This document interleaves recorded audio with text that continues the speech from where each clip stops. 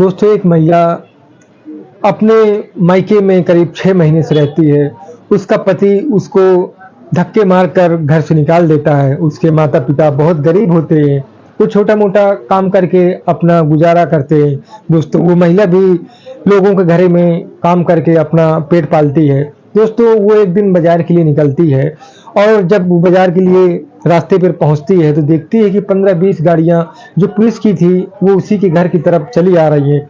दोस्तों, उन्हीं में से एक डीएम की गाड़ी होती है। वो डीएम की गाड़ी जब उस महिला के पास आकर रुकती है और उस गाड़ी से जो शख्स निकलता है, तो महिला देखकर हैरान रह जाती है, क्योंकि उस गाड़ी से जो शख्स निकला था, वो उसका पति था। दोस्तों, वो ये सोचने लगती है कि मेरा पति तो 12वीं फेल है, इस गाड़ी से कैसे? दोस्तों, ये कहानी बहुत ही इंटरेस्टिंग है, बहुत लाजवाब है। दोस्तों, बस आप लोगों से एक ही रिक्वेस्ट है कि हमारे चैनल को सब्सक्राइब और वीडियो को लाइक कर दें। दोस्तों, ये कहानी है उत्तर प्रदेश के मोहब्बत से।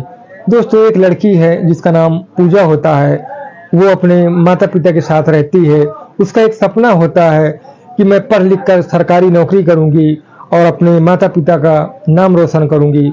दोस्तों, वो 12वीं क्लास में पढ़ाई कर रही थी और वो जब स्कूल से आती जाती थी तो अपनी नज़रें नीचे करके चलती थी और बहुत खूबसूरत थी वो किसी से फालतू कोई मतलब नहीं रखती थी। अपनी सहेलियों के साथ जाती थी और उन्हीं के साथ घर वापस आ जाती थी।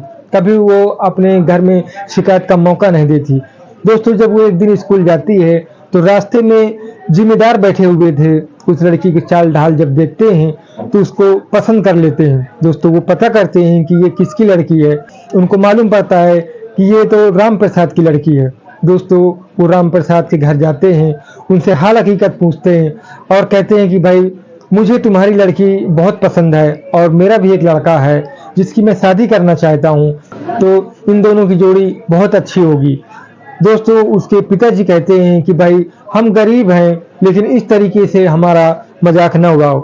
दोस्तों, वो जिम्मेदार कहते हैं कि भाई, मैं मजाक नहीं कर रहा हूँ, मैं सच में बोल रहा हूँ। तुम्हारी लड़की हमारे घर लायक है और जो हमारे पास इतनी धन दौलत है, वो बरोबर मैनेज करेगी और बहुत अच्छी है। मैंने आपकी लड़की को देखा है।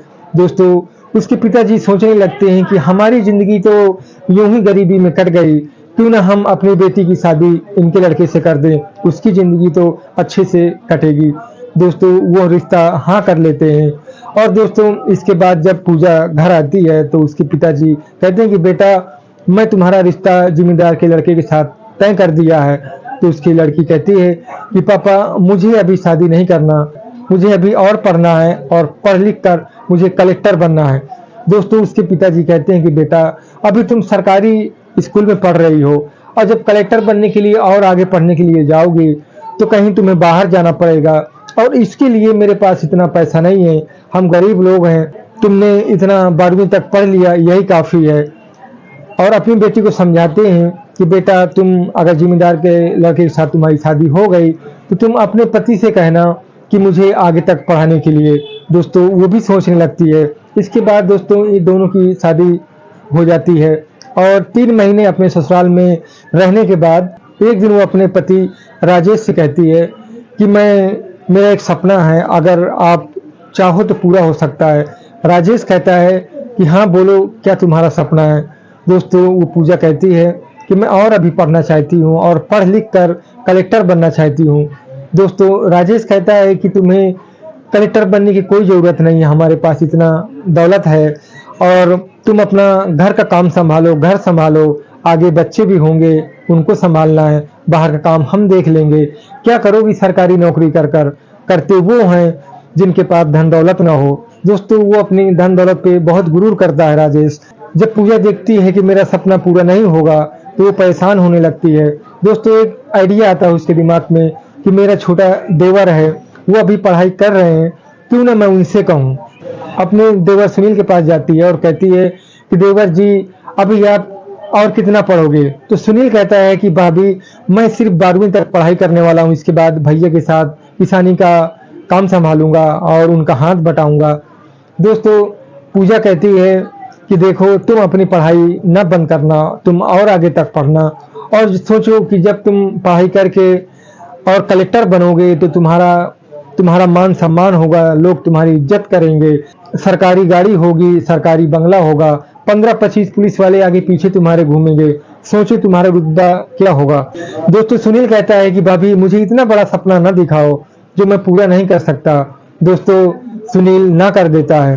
फिर एक दिन दोस्तों सुनील शहर जाता है।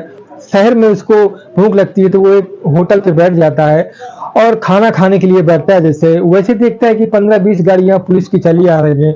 दोस्तों उनमें से एक गाड़ी कलेक्टर की होती है और वो गाड़ियां आकर जब कुछ दूर पे रुकती हैं तो सुनील देखने के लिए चला जाता है। दोस्तों वो जब एक आदमी के पीछे इतनी पुलिस वालों को देखता है तो वो एक से पूछता है कि भाई ये कौन है जो इतने पुलिस वाले हैं। तो उसको मालूम पड़ता है कि ये जिले के कलेक्टर हैं और उन्हीं के पीछे ये पुलिस वाले आगे पीछे घूम रहे हैं।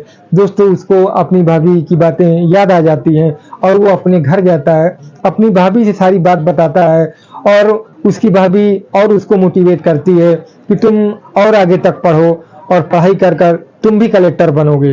दोस्तों फिर वो उसकी पढ़ाई खत्म होती है और वो दिल्ली जाने के लिए प्लान बनाता है। दोस्तों उसको पैसे की जरूरत होती है। वो अपने भैया से कहता है कि भैया मैं दिल्ली जाना चाहता हूँ पढ़ाई करने के लिए और वहां मैं पढ़ाई करके एक दिन कलेक्टर बनूंगा। दोस्तों उसका भैया कहता है कि देखो पढ़ाई लिखाई में अब कुछ नहीं रखा, तुमने इतना पढ़ाई कर ली इतना ही बहुत है और हमारे साथ खेती किसानी का हाथ बटाओ, मेरा इतना काम नहीं किया होता और तुम्हें कोई दिल्ली नहीं जाना पढ़ाई करने के लिए। दोस्तों सुनील जिद कर लेता है कि नहीं मैं दिल्ली जाऊंगा और एक दिन बड़ा ऑफिसर बनकर आऊंगा। दोस्तों राजेश ये सब बातें सुनकर कहता है कि अगर तुम पढ़ाई करने के लिए पैसा मांगोगे तो मैं पैसा तुम्हें एक भी नहीं दूंगा।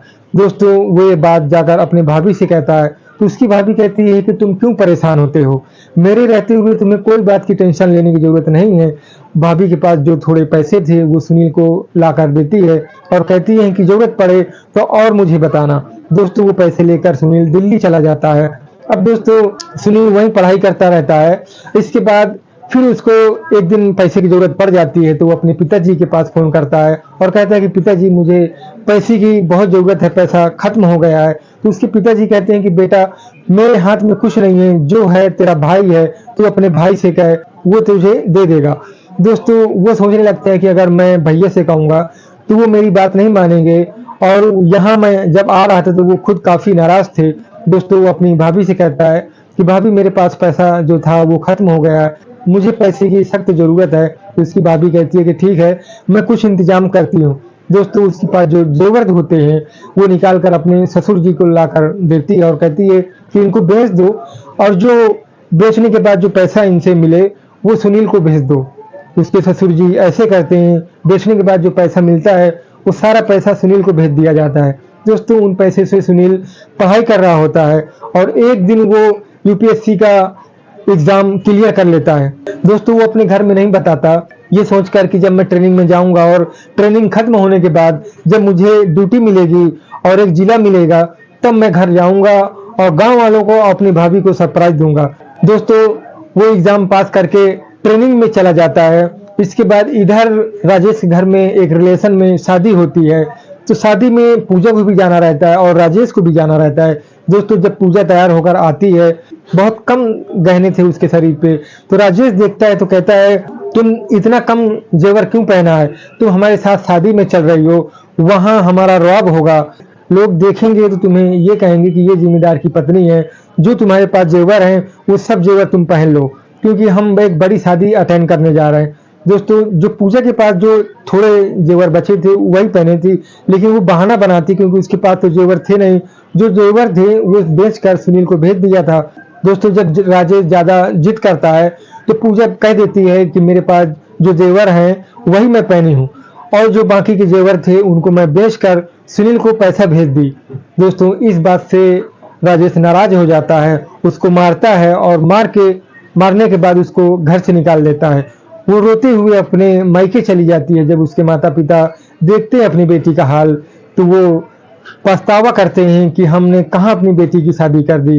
दोस्तों कुछ दिन रहने के बाद पूजा वहीं छोटा मोटा काम कर लेती है और इधर सुनील की जब ट्रेनिंग पूरी होती है तो इसको एक जिला मिलता है ड्यूटी ज्वाइन करने के लिए। दोस्तों जब ये ड्यूटी ज्वाइन कर लेता है और अपने काफिले के साथ अपने गांव के लिए निकल पड़ता है।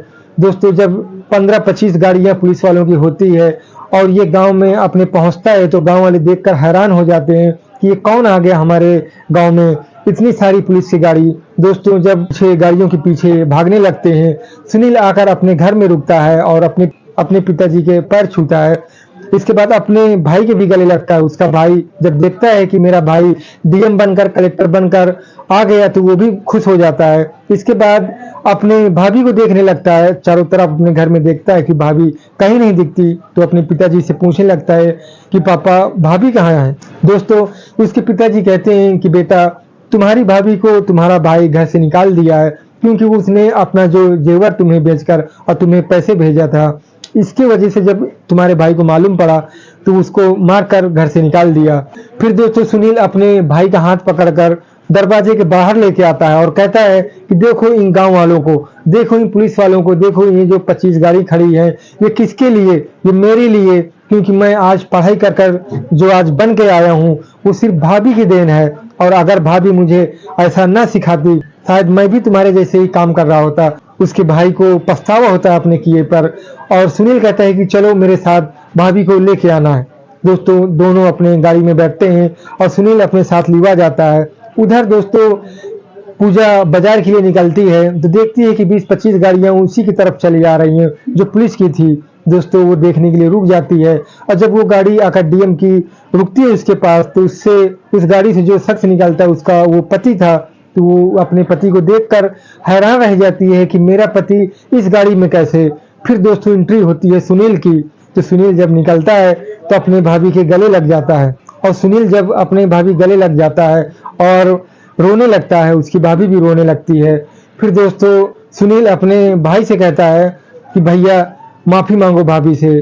राजेश अपनी पत्नी से माफी मांगता है और कहता है कि मैं तुम्हें लेने आया हूँ, घर चलो। फिर दोस्तों ये सब अपने घर चले जाते हैं।